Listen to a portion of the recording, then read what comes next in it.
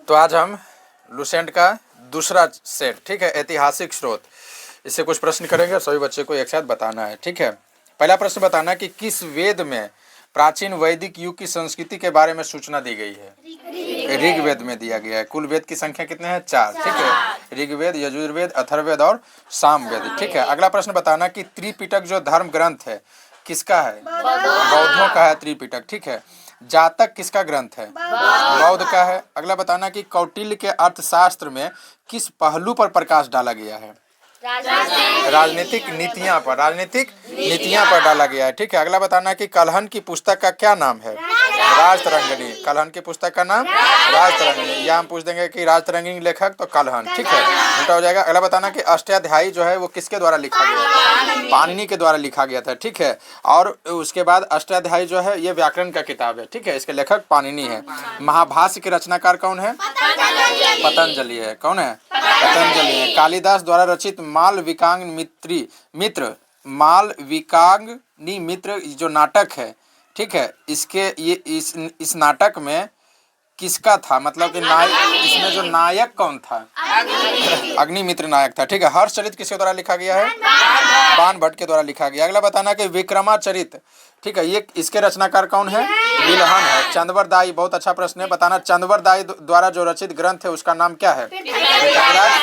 रासो। अगला बताना कि मेगास्थनीज की पुस्तक का नाम क्या है? इंडिका। क्या नाम है? इंडिका। जियोग्राफिका की रचना किसने किया है? स्ट्राइबो। किसने किया है? स्ट्राइबो। अगला बताना कि प्लिनी की पुस्तक का नाम क्या है? नेचुरल्स हिस्टोरिया, ठीक है। अगला बताना कि फाहियान कहाँ का निवासी था? चीन का निवासी था, ठीक है। अगला प्रश्न बताना कि फाहियान किसके शासनकाल में भारत आया था? चंद्रगुप्त द्वितीय के शासनकाल में आया था। हर्षवर्धन के समय कौन सी चीनी यात्री भारत आया था? वेनसांग। कौन आया था?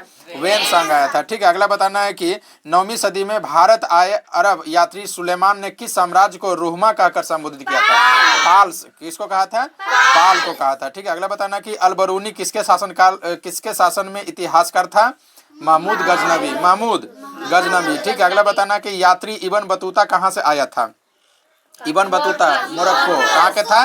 मोरक्को का था। कहाँ के था? मोरक्को के था। अगला बताना कि अगला प्रश्न है कि दक्षिण अफ्रीकी यात्री इब्न बतूता किसके शासन काल में भारत आया था? तो मोहम्मद बिन तुगलक मुगल वंश का था शासन, ठीक है। अगला प्रश्न बताना कि भारतीय पुरातत्व सर्वेक्षण की स्थापना कब हुई थी?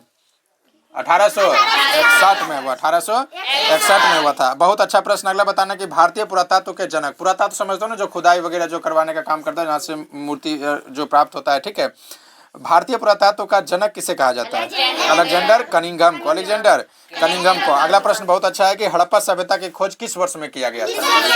1921 में किया गया था, ठीक है। इसी से कुछ और प्रश्न देखते हैं कि सिंधु घाटी सभ्यता की खोज निकालने में जिन 2 भारतीयों का नाम जुड़ा है उसका नाम बताना है। दयाराम साहनी और इन दोनों व्यक्तियों को खुदाई का जिम्मे दिया गया था, ठीक है, जिम्मा दिया गया था। अगला प्रश्न बताना कि हड़प्पा में मोहनजोदड़ो की पुरातात्विक खुदाई के प्रभारी कौन थे?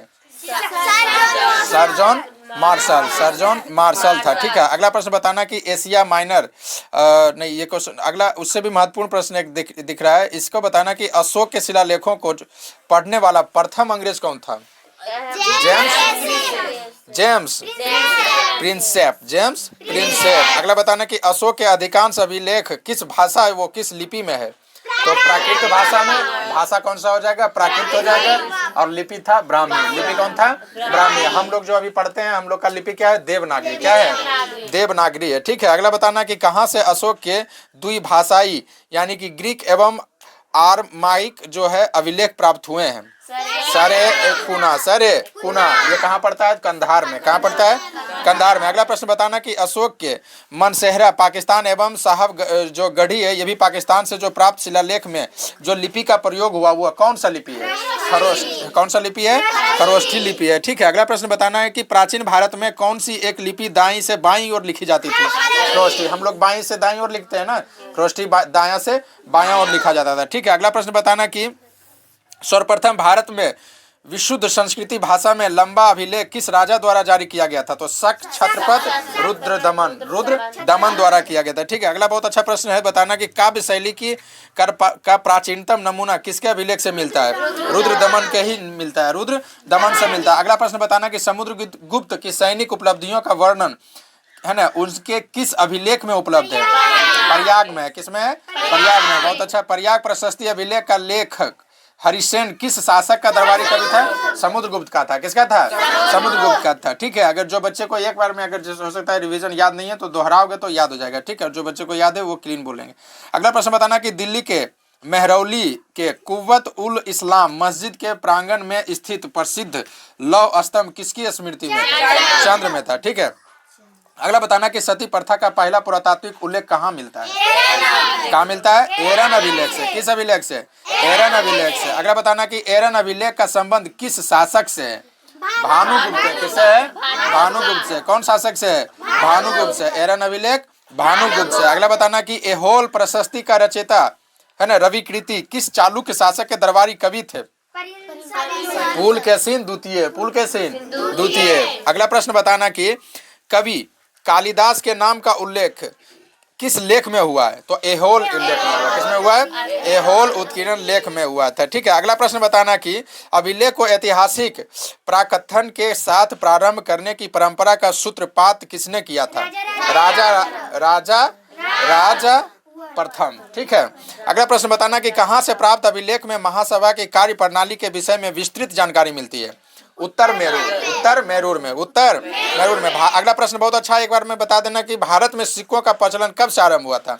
600 ईस्वी पूर्व। कब से? 600 ईस्वी पूर्व से भारत में सिक्कों का आरंभ हुआ था। ठीक है, अगला बताना कि भारत में प्राचीनतम मुद्रा कहाँ मतलब भारत में प्राचीनतम मुद्रा जो माना जाता है वो किसको माना जाता है? तो इंडो बैक्ट्रियन सिक्के को माना जाता है। ठीक है, अगला बताना कि भारत में सर्वप्रथम स्वर्ण मुद्राएं किससे चलाई? तो इंड्रो वही बैक्ट्रियन नहीं चलाया था। ठीक है, अगला बताना कि सातवाहनों के समय में मुद्रा सर्वाधिक किस धातु के बने होते थे? शीशा। किसका बनता था? शीशा का नहीं बनेगा, शीशा का बना हुआ था। ठीक है, धातु है शीशा। अगला बताना कि सोने के सर्वाधिक सिक्के किस काल में जारी किया गया था? तो गुप्त काल में। और भारत की जो भाषा संस्कृत भी थी गुप्त काल में। गुप्त काल में के मुख्य रूप से यहाँ अभी भाषा हम लोग का क्या है? हिंदी है, लेकिन गुप्त काल में भारत की भाषा संस्कृत थी। ठीक है, याद रख लेना। और सोने की सिक्का सबसे अधिक चला था गुप्त काल में। तो समझ सकते हैं कुछ समय हमारा देश भारत कितना शक्तिशाली, कितना मजबूत, कितना धनवान था। ठीक है, अभी तो ये सब सिक्का चलता है तो इतना ज़्यादा लोग जो है पैसे के लिए पैसे करते हैं, और है ना। लेकिन सोचो कि हर एक लोगों के पैकेट में मतलब सोने का सिक्का रहा होगा तो वो काल समय कैसा रहा होगा भारत के लिए। ठीक है, तो गुप्त काल का समय था। गुप्त सबसे सर्वाधिक सोने का सिक्का कौन सा काल में? गुप्त काल में। भारत में संस्कृत भाषा जो था कौन सा काल में? गुप्त काल में चल जाएगा। ठीक है, अगला बताना कि भीमबेटका, बहुत अच्छा प्रश्न है, भीमबेटका किसके लिए प्रसिद्ध है? गुफाओं के शैल चित्र से। गुफा जो होता था ना उस पर चित्र बना देता था। ठीक है, उस समय भीमबेटका। अगर बताना कि प्राचीन काल में भारत के लोग बर्मा को किस नाम से जानते थे? स्वर्ण भूमि के नाम से जानते थे। क्या जानते थे? स्वर्ण भूमि। अगला बताना कि अंकोर वाट कहाँ स्थित है? कंबोडिया में। अंकोर वाट वहाँ है और अंकोर वाट का मंदिर भी वहीं स्थित है, कंबोडिया में। ठीक है, लाओस, कंबोडिया, वियतनाम, ये हिंद चीन का क्षेत्र आता है। अगला प्रश्न पढ़ते हैं, प्लिनी की मूल कृति नेचुरल हिस्ट्री किस भाषा में रचित है? लैटिन भाषा में। किस भाषा में? लैटिन भाषा में। अगला बताना कि चचनामा सिंध का इतिहास है और मूल रूप से किस भाषा में लिखा गया है? तो अरबी भाषा में लिखा गया। किसमें है? अरबी भाषा में। भारत के सांस्कृतिक इतिहास के संदर्भ में इतिवृत्तों, राजवंशीय इतिहासों तथा वीर गाथाओं का कंठस्थ करना ने किस व्यवसाय था? क्या व्यवसाय था? नागर था। ठीक है, अगला बताना कि उससे महत्वपूर्ण प्रश्न लेते हैं, चीनी यात्री संग यून ने भारत जो यात्रा की थी वो कौन सा काल उसका रहा था? 518 ईस्वी से 522 का जो काल था उसी समय जो है चीनी यात्री संग यून ने भारत की यात्रा की थी। अगला प्रश्न बताना है कि महाभारत युद्ध के लिए 3101 ईस्वी है ना 3101 ईसा पूर्व तिथि का उल्लेख किस अभिलेख में मिलता है? तो पुलकेशिन द्वितीय वाला एहोल अभिलेख में। ठीक है, अगला प्रश्न बताना कि रवातक अभिलेख जो संबंधित है वो किससे संबंधित है? कनिक से संबंधित है। ठीक है, अगला प्रश्न बताना कि भारतवर्ष के लिए इंडिया शब्द का प्रयोग सर्वप्रथम किसने किया था? हेरोडोटस किया था। किसने किया था? हेरोडोटस किया था। अगला बताना कि किसने ब्राह्मी एवं खोष्ठी लिपियों को उदावचित किया था? किसने किया था? तो ये हो जाएगा जेम्स प्रिसेंस किया था। ठीक है, बहुत अच्छा।